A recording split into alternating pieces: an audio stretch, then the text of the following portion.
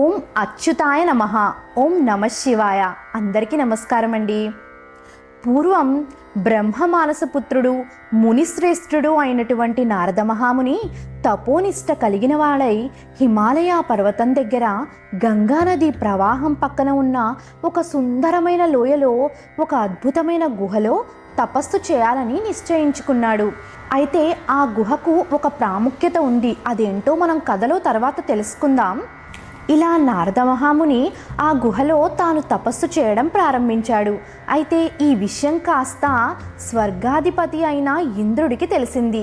మనందరికీ తెలిసిందే కదా, ఎవరైనా తపస్సు చేయటం ప్రారంభిస్తే ఇంద్రుడు మన్మధుణ్ణి కానీ రంభా ఊర్వశి మేనకలను కానీ పంపించి వారి తపస్సుని భగ్నం చేస్తాడు. అలా ఎందుకు చేస్తాడంటే స్వర్గాధిపతి అయిన ఆయన పదవికి ముప్పు వాటిల్లుతుందేమోనని ఆయన భయం.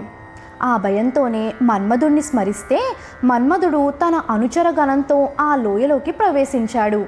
వసంతుడు ఆ లోయలో ప్రవేశించగానే ఆ లోయంతా కూడా బిరితేనెల కాల్వలతో, రాలిన కుసుమ పరాగాల రాసులతో, నానా విధాల సుగంధ పుష్పాలతో, సుఖపికసారి కాది కలకలలతో, అంగనామనుల కిలకిలలతో, జలపాతాలతో ఎంతో అద్భుతంగా మారిపోయి మన్మథ ప్రతాపం అక్కడ వెల్లివిరుస్తూ ఉంది.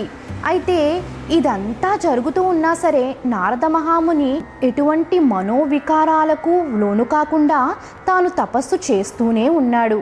ఇదంతా చూసిన మన్మధుని అనుచరగణం నిరాశ చెంది ఆ విషయాన్ని ఇంద్రుడికి చేరవేయగా, ఇంద్రుడు నారద మహాముని తపస్సు ఎంతో గొప్పదైనది, మనం ఆయన తపస్సుని భగ్నం చేయాలి అనే ప్రయత్నాన్ని మానుకుందామని నిశ్చయించుకుంటారు. అయితే నారదుడు ఇదంతా తన తపస్సు ఫలితమేనని అనుకుంటాడు. కానీ ఆ లోయకు ఒక ప్రాముఖ్యత ఉందని నేను ఇందాక చెప్పా కదా.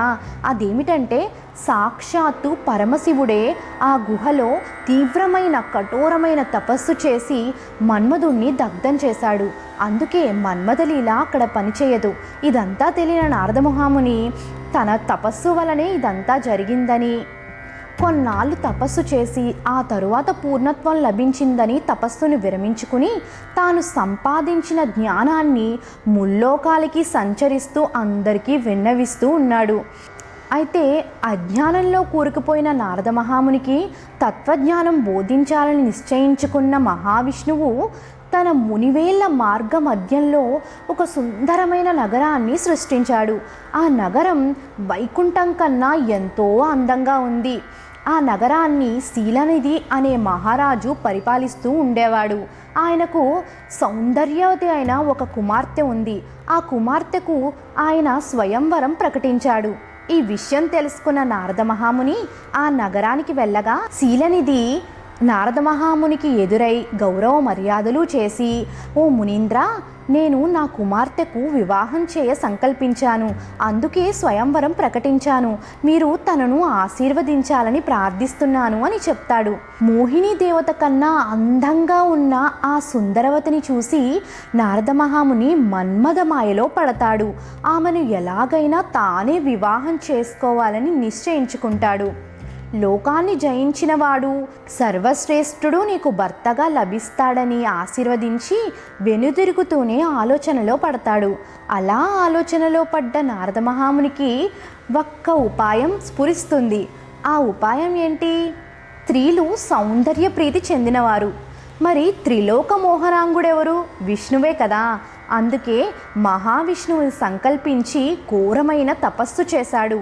అలా ఘోరమైన తపస్సు చేయగా మహావిష్ణువు నారద మహాముని తపస్సుకు సాక్షాత్కరించి ప్రత్యక్షమై కోరికను కోరుకోమనగా నారద మహాముని మహావిష్ణువు రూపాన్ని తనకు కావాలని కోరుకుంటాడు.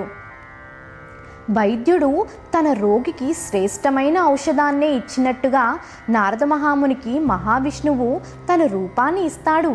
కానీ శిరస్సును మాత్రం కోతి శిరస్సును ఇస్తాడు. ఈ విషయం తెలియని నారద మహాముని సరాసరి స్వయంవరానికే వెళ్తాడు. అయితే అక్కడకు మహావిష్ణువు ఒక రాజకుమారుడి ఆహార్యంలో వచ్చి శ్రీమతిని పెళ్లి చేసుకొని వెళ్ళిపోతారు. ఇదంతా గమనించిన నారద మహాముని నిశ్చేష్టుడై తీవ్రమైన బాధకు లోనై సరాసరి మహావిష్ణువు దగ్గరకు వెళ్ళి, ఓ హరి, నువ్వు కపటివాడివి, నువ్వు మానవావతారం ఎత్తి స్త్రీ వియోగాన్ని పొందుతావు, అలాగే వానర సైన్యం అప్పుడు నీకు సహాయం చేస్తారు అని శాపాన్ని ఇస్తారు. మహావిష్ణువు ఆ శాపాన్ని ఎంతో ఆనందంగా స్వీకరిస్తారు. ఒక్కసారి శివమాయ తొలగిపోయిన తర్వాత నారద మహాముని తేరుకొని మహావిష్ణువుని క్షమాపణ అడుగుతారు. అలా అడిగిన తర్వాత మహావిష్ణువు ఇదంతా లోక కళ్యాణం కోసమే జరిగిందని, తన తప్పేమీ లేదని నారద మహామునికి విన్నవిస్తారు. ఇప్పుడు తెలిసిందా ఆ అవతారం ఏంటో? అది శ్రీరామ అవతారం. అది నారద మహాముని శాపం వల్ల మహావిష్ణువుకి కలిగిందన్నమాట. ఇలాంటి ఎన్నో విషయాలను తెలుసుకోవాలంటే నా యూట్యూబ్ ఛానల్ పురాణ పఠనంకు సబ్స్క్రైబ్ చేసుకోండి. Please like, share and subscribe my channel. నమస్కారం.